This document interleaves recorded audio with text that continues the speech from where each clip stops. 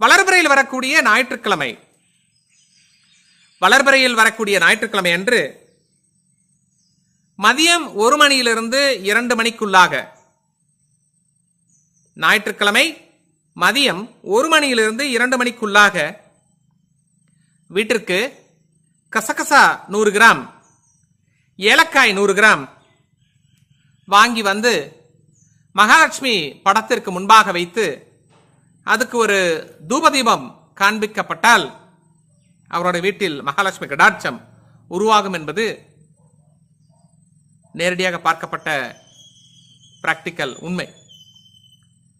ஆகவே நம்முடைய சேனல்ல கொடுக்கக்கூடிய கருத்துக்கள் எல்லாமே ரொம்ப எளிமையான கருத்துக்கள், எல்லோரும் பயன்படுத்தக்கூடிய கருத்துக்கள். அன்று அந்த வளர்பிறை ஞாயிற்றுக்கிழமை அன்று மட்டும் வீட்டில்